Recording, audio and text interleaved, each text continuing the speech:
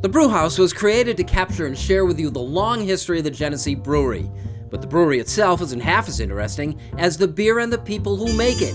Visit GeneseeBrewhouse.com.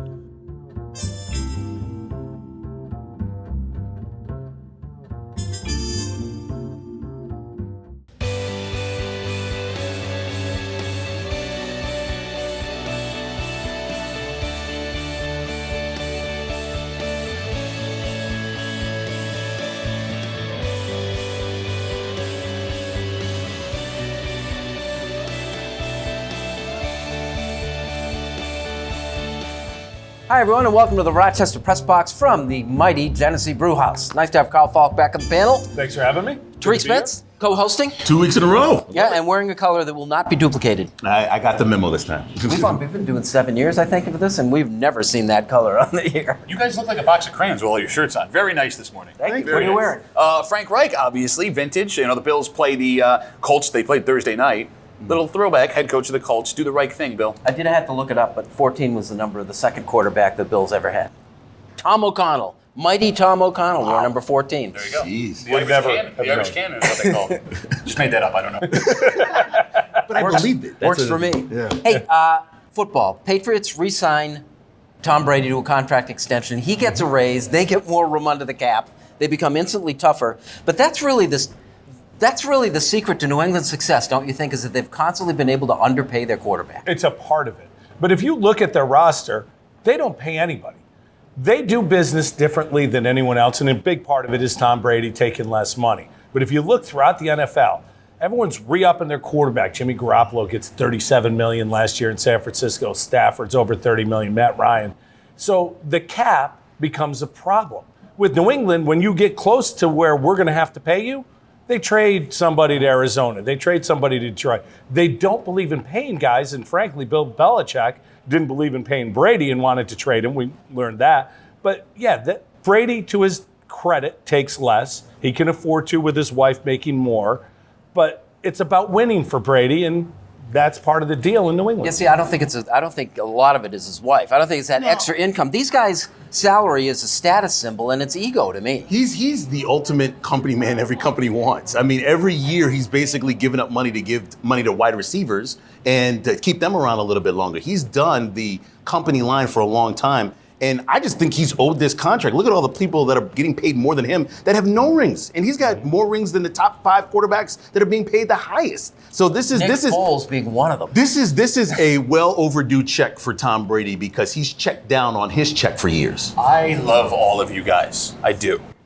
But the fact that you are so naive about the situation that is happening in New England, you think Tom Brady, the most competitive man that we've maybe ever seen in the NFL, is taking less money with absolutely no ancillary benefits other than winning. It's weird, right? That doctor that is super strange has his own office in the Foxborough facilities and was given access to Patriots players, you know, that business that he was bought into. And you don't think a guy that's as close with Robert Kraft has some kind of side wink, wink, nudge, nudge deal that when you get out of football, hey, we're going to have a little piece of the Patriots waiting for you. These are available to other teams in the NFL, too. Yes, but you don't need a guy. Like, listen, Tom Brady's going to be a face of a franchise for the rest of his career, right? You knew 10 years ago that Tom Brady is a guy that you wanted to keep around. This has nothing to do with the money he's making now and everything to do with potentially illegal stuff that's being negotiated behind the scenes to work under the cap. Bill, listen to me. I know you're a New England guy, but you cannot look me in the face and tell me that a guy that is getting better every year past his 40s and is taking less money to do so doesn't have some things going on behind the scenes. He's not getting better. Well, he's not getting better. He just won an MVP at a Super Bowl. Did you see him play? Yes, no. What happened in the Super Bowl? No, but they scored 10 points or something? Okay, Bill, look me in the face and tell me you don't think anything strange is going on behind the scenes when he's taking less money to be the quarterback of the Patriots. I don't think there's anything unusual. That's strange. That's the same thing. It's business. It's how business is done. Business is, I That's have fine. this talent. I am better than everybody else. You pay me the most money. And I'm the most marketable quarterback. I make a lot of money. I can make it off the field just as well. This is the way it works. He's not going to get paid by the team. He's going to get paid other ways. And Aaron Rodgers could do the same thing. Right, by the way. I do believe you're right that when he's done, part ownership will come to Tom Brady. Yeah. How's it illegal? Because it's being negotiated now. There is a deal off. Come on, you look me in the face, Mr. I'm not saying there isn't a deal. I'm just he's entitled to it. What's the difference? He's entitled to a deal. Negotiated would be illegal. Okay, Understanding right? Okay, will be right. Yeah, tampering in the NBA is illegal, right? Exactly, my point. I think it's mostly ego. I think it just doesn't matter to him that he's the sixth guy, and that mostly to these other guys, it cares to be number one. But I think it goes to what New England looks at and how they do things differently. They don't pay guys. And it's the quarterback in the NFL is fool's gold largely. Look at the top paid quarterbacks, to your point. Yeah. None of them. Stafford, right? How many playoff games has he won? Foles gets paid a ton of money. Cousins. You can't. Dak Prescott's probably going to get somewhere close to $30 million. Does anyone think Dak Prescott's a top 5 quarterback? But he's going to be paid like that. Teams bastardize their salary cap by paying average quarterbacks elite money, and that's the problem. New England refuses to do it, and Brady accepts it. The one thing we can agree on is it makes New England a tougher team to play as a result. He's 42. It's got to go somewhere. It might be tough later when the team's carved up with all those pieces when he's the owner. He likes being the nice guy. Come on, he likes being the company. Tom Brady, the nice guy. Man, Nice I would be Tom too if I Brady. had a model in a He's- mansion I'm selling for $40 million. 39 and a He's half. super nice until you're done right playing now. for the Patriots. All right, we are the Rochester Press Box from the Genesee Brewhouse. We talk Buffalo Bills next.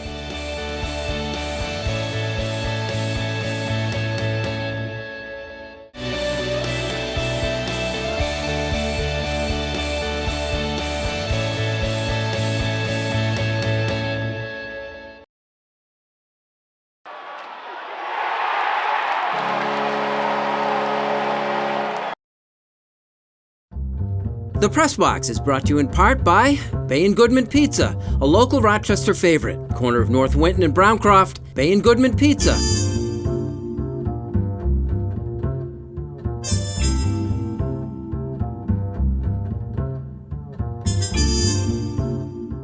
Welcome back. Thanks for joining us from the Genesee Brewhouse. This is the Rochester Press Box. How about we talk a little Buffalo Bills? They're out of Rochester. It seemed like they were here and gone. What did we take from their visit? How great they are at the electric slide. No, I think that they are an up-and-coming young team. It's all on Josh Allen. I feel bad for him. I mean, every day we're talking about a different receiver that's stepping up and performing. I'm not going to take anything out of the Colts game. The second preseason game is when you really, truly evaluate this team. We don't know on defense. We don't know on offense. LaShawn McCoy is back. He feels he's the man, but you've got Gore, you've got Yeldon, you've got all these other different parts out there. I'm not sure what to take of it. I hope they come back because it's easy to watch them in camp, but I hope they just come back to Fisher. I take away from this camp, I know less now that camp is over than I did when camp started, right? Like you've got people flying all up and down the depth chart. The wide receiver depth chart at this point is probably going to be different than it is opening day. Yet the things that I thought were going to happen did not happen. What's going on in the defensive line is pretty astonishing. You've got your former first-round pick in Shaq Lawson, who they declined a fifth year on, playing as a backup end, but he's the guy you want to play stuff in the run, so you're going to have to make those transitions based on what you think is going on down at distance. The one thing that walked out, we thought it would be strong, but like the defensive backfield looks really, really good. I'm confident that we're going to be able to stop the pass as long as, Trey Edmonds and Matt Milano, almost it's Sonny Milano, are able to keep things locked up across the middle. So to answer your question, I know nothing. I know nothing at all. Wow, write that down. My biggest fear has shown itself. The Bills added a whole bunch of pieces on the offensive line. And to your point, Josh Allen, Shady McCoy, and the receivers, they are all the benefactors of an offensive line that we think is going to be better this year because of the guys they brought in. Those are guys brought in largely that other teams did not want to pay, with one exception, Mitch Morse, the center, who's now been 10 days on the concussion protocol list. He has not practiced. And he's been there repeatedly. Exactly. And he missed 5 games last year because of concussion, 9 games 2 years ago because of a foot injury. He's the one guy we knew that was an upgrade. Cody Ford, he should be able to be better than Jordan Mills was at right tackle. Well, now Tyan Secchi's at right tackle. Cody Ford's at guard because of injuries. Many people think Ford is a better guard than tackle anyway. But they will do nothing better than last year without that offensive line being better than last year. And if Mitch Morse is not there for at least 14 games, I find very little chance that happens. Are we expecting things to happen too fast? Like, I want that offensive line to come together as quickly as possible. It was going to take a half a season for them to gel and be in sync and know all the calls and do everything right anyway. But now, without Morse, who is the linchpin, who's going to make all the calls up front, having been there in camp, if he misses another couple weeks, it's going to take even longer, which I think could be a disastrous start to the season. There is a tiny good thing about Mitch Morse being hurt, and I agree. They make him the highest paid center in the NFL, and you're going to have, and you've had the last couple of weeks, a guy that will be replacing Morse if something happens, learning the calls this early. You have someone getting experience at center, and I know it's not ideal, but every NFL player is going to miss some time at some point during the season. So I think in a worst-case scenario, look for something bright. You have a guy that's going to be comfortable in that spot without Mitch Morse being That there. guy is Russell Bodine. Sure. Did you see Russell Bodine last year? Okay, I am a man who... Because sadly I did. I am a man who believes not so much in individual offensive player line play, but it's people coming together as a team. Because you know, Carl, like Absolutely. you see these players that you don't think are going to work out, and all of a sudden they just gel because they work together. But I will have a bit of concern of how much Allen's going to play in the preseason because you got to get adjusted to this center. So that means more snaps. That means more opportunities to get hit. That means more opportunities to get hurt. So Allen's going to have to play a lot more to get adjusted to this new center, whether he comes back or not, and that could potentially put you in the hole at the start of the season. But don't they all feel the same when you... I mean, they're soft. We have the Rochester Press Box presented by the Genesee Brew House. We are at the Brew House. Like It or Not is next.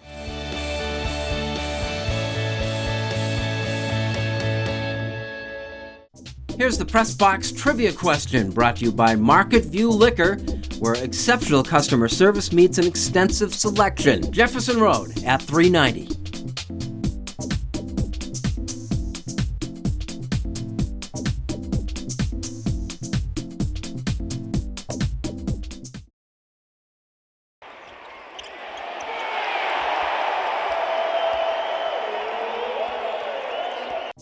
Here's the Press Box trivia answer brought to you by Market View Liquor, where exceptional customer service meets an extensive selection.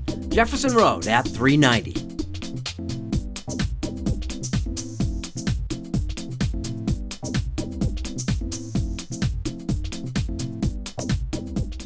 Welcome back. Thanks for joining us. This is the Rochester Press Box from the mighty Genesee Brew House. Carl, trade deadline, the Yankees don't make moves. The Mets do take themselves seriously as contenders and contend. Well, they make the move to get Stroman, which was a big part of it, and it takes Stroman off the market. But then they didn't trade Zach Wheeler, and I think that's a big part of it too. So now the Mets starting pitching is very good. They did move Jason Vargas, which was a salary dump more than anything else. The Yankees right now, as good as they are, and as much as they continue to win because of guys like Ford and Tauchman and Urshela, their pitching is a disaster. Masahiro Tanaka, again, the other night, can't get out of the fifth inning. It's just snowballing. If they don't get Severino and or Betances back, this comes back on Brian Cashman, and it is a bad look for him. I like DJ LeMahieu. He's played extremely well. He's the biggest pickup for Cashman, and he deserves credit for that. The biggest problem is, as you said before, is pitching. They're going to have to punch their way out of every game. They're going to have to punch and hit their way out of every game with still no Stanton. I don't know where he is. And then you have Judge just now coming back. So they've got the firepower, but in a playoff series, you see how Houston got a little bit stronger. It's going to be scary. They're going to be in a fight every night all the way through. Thank God their schedule has weak teams coming up that they can sort of catch in on and separate themselves from Boston. Carl, if Houston makes the deal for Greinke 15 minutes earlier on the trade The Yankees deadline, respond. That was part of the brilliance of that deal. Right at 4 o'clock, nobody can respond to it. Now you've got Verlander, Cole, and Greinke. you think they'd have done something? Absolutely. They would have overpaid. Absolutely. I absolutely think they would have reacted to that. And think this, what would George have done? Had this trade deadline come and gone, if the old man was still alive, it would not have gone down the same way. What if he could have worked with a salary cap, sort of like what they have, the luxury tax and all that? No. He would have been making side deals. I'll give you part ownership of the team. I just heard that on the show. So I heard it's a legitimate thing. Is that a thing? Is that Like it or not, Jarron Jones gets a tryout with the Bills. Oh, this is awesome. First of all, I'm a big Jarron Jones guy, Aquinas graduate. Only the finest come from the Aquinas Institute down on Dewey Avenue. But as great as Jarron is, and as great as his family is, they're the nicest people you're ever going to meet. Jarron's a sweetheart. This is proof positive how hard it is to make it as an NFL player as a career. Jarron Jones is one of the greatest high school football players that ever played coming out of Section 5. He gets a full ride scholarship and contributes on a 4-year run, one of the best 4-year runs that Notre Dame has had in the last 25 years, right? He doesn't get drafted. He gets signed as an undrafted free agent, has to switch positions, and he's been on 4, 5, 6 different NFL rosters. Has never played an NFL game, yet keeps plugging along, right? Jarron gets his opportunity now in Buffalo, which is fantastic. But this is a kid who, if you would have went out to Aquinas 8 years ago and watched him play high school football, you would have looked at him and said, that kid's going to be an NFL star. And he's doing the best he can to make a career out of it. It's kind of nice if it ends the way we kind of all think it's going to. He got a chance to put that uniform on, and his mom's there, and they're taking pictures. Yeah. It's kind of cool. Still young, too. He's 25 years old, so, I mean, he's got plenty of time to get into it. But, now he's home. He feels comfortable. He knows the surroundings a little bit. Buffalo's a hop, skip, and a jump away. So I root for him. I mean, I've known him for a couple of years when he was at the station, and, he's just a good kid. And you want good people from our area to succeed in a league that is that elite. This is the Rochester Press Box. We are at the Genesee Brewhouse. Unfinished Business is next.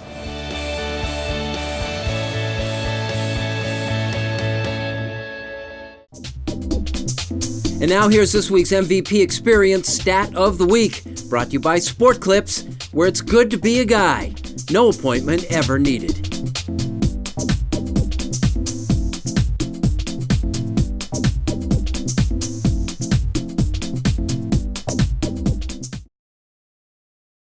And now to Eichel. He floated one.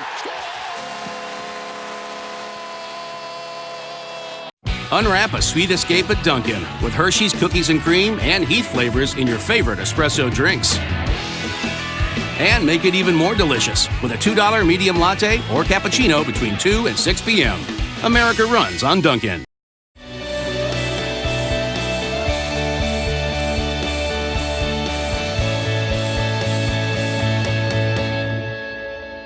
Welcome back. Thanks for joining us. This is the Rochester Press Box from the Genesee Brewhouse. Unfinished Business brought to you by Dunkin'. America runs on Dunkin'. Pat. We talk all the time. You hear people, the greed of sports and how angry it makes you. And look at these guys making all this money. That's why Tom Brady legitimately taking the money that he's taking less makes him such a good person. But there's a story that came out this past week that really makes you wonder about the greed of sports. The Philly Fanatic might be a free agent. I'm serious. There was a contract signed between the company that designed the Philadelphia Fanatic with the Phillies and the Philadelphia Phillies back in the early 80s that they thought made that mascot the mascot for the Phillies for life. Turns out that might not be the case, and it's going to court to figure out if the Philly Fanatic will be a free agent sports mascot. Got me thinking. If mascots could become free agents every couple of years, it would be the coolest thing ever, because we in Western New York suffer from a lack of good mascot. Billy Buffalo, especially the new version, is terrifying. I would way overpay to get a heck of an NFL mascot. I don't know, how great would it be to have blue cheeses with blue cheese on top of your head in Buffalo? We went and got something like that from Green Bay. Or get rid of Sabretooth. What the heck is that thing anyway? It's orange and blue and weird looking, and its head is weird shaped. We need a much better mascot on both teams. You see the thing in Columbus? It's crazy looking. It's like a lightning bug. I'll take that instead. What I'm saying is, sports is entertaining. It would be more entertaining if we could pay for mascots from other teams every offseason. Spikes as a free agent would be pretty good. No, I want to keep Spikes. I mean, for his sake. Okay, well, yeah. You'd be his agent. A couple years ago, I had a guy on my show. He wrote a book about a way to end basketball games differently than they traditionally are. It's called the Elam ending. And when I had him on, I'm, all right, sure, good, yeah, good luck with that. Well, the basketball tournament, a $2 million winner-take-all tournament that's made up of guys who play overseas, former D1 players, are using the Elam ending. It works like this. When you get to the 4-minute mark in the second half of the game, whatever team is ahead, you add 8 points to their score. So if the score at the 4-minute mark is 70 to 64, you add 8 points to 70 and you play to 78. And what it does is it takes all the stuff we hate about the end of basketball games out of it. There's no fouling, there's no delays, there's no stalling. It's we got to score the ball. It's the way basketball was meant to be. Yeah, eliminates overtime and some exciting things, but if you give it a chance, and I'd love to see one of the leagues try it in preseason, it's a much different way to end games, and in some ways, a much better way. I remember the closest thing, it wasn't like that. The CBA, back when the Rochester Zeniths were in there, they used to have overtime decided by the first basket. It was sudden death basketball. Like it. One of the things that I saw last week was our debate and arguing over Carmelo Anthony, whether he deserves a farewell tour. Well, apparently, one of the people that didn't get that is Vince Carter. Vince Carter is now going to play for the 22nd season in the NBA. Why is that remarkable? Well, now it's an NBA record. But number two, add to the fact that Trae Young on his team wasn't born when he was drafted.